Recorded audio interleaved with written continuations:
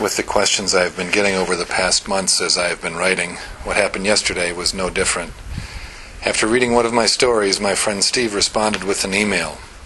I do enjoy reading your stories, but I have a question. Why are you writing, and who are you writing these for? I liked the question because I had also been asking it, but only recently can I attempt an answer which I feel comfortable with. Though you may be surprised, the first part of the answer is a story.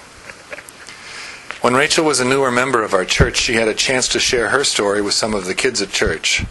Before she had come to know that she was loved by God, she told the kids that she always had a voice inside her telling her she was stupid and dumb and not worth anything. As her faith developed, she told the kids that the voice disappeared. Afterwards, a number of the kids were awed by her story. What they were awed by was her admission that she had voices inside her head telling her bad things about herself. They were excited to find out that they weren't the only ones who had voices inside their heads questioning their worth. She was just like them.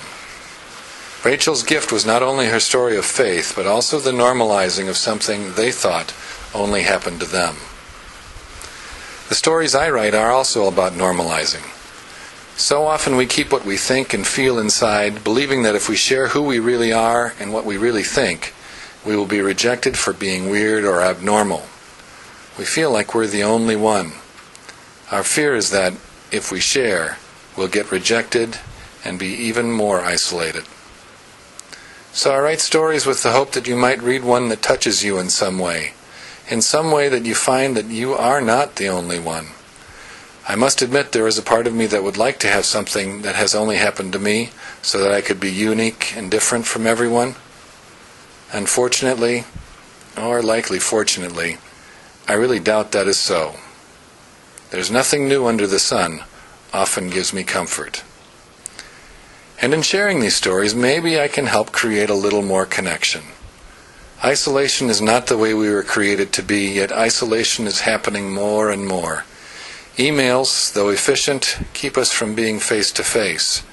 Virtual offices at home save the business money, but keep us from the interactions with others which help create community and ownership in the business. Big box stores save us money on purchases, but eliminate the familiarity where you get to run into other people you know in the community. Worship services before screens help us hear inspiring sermons from gifted preachers, but keep us from encountering a pastor in person form. It is ironic that some of us worship a God we believe came to earth in human form in order that we might get to know God better, and then we talk about Him on a television screen. All of these things help us in one way or another, but reduce our connection with each other. So that's why I'm writing. I have no illusions that my stories are unique.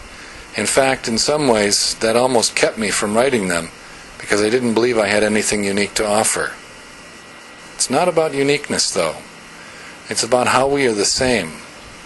My hope is that you will discover that you aren't the only one who thinks the things you think and feels the things you feel. And maybe there's a way in which we all can connect. Other times I write just because they're fun memories.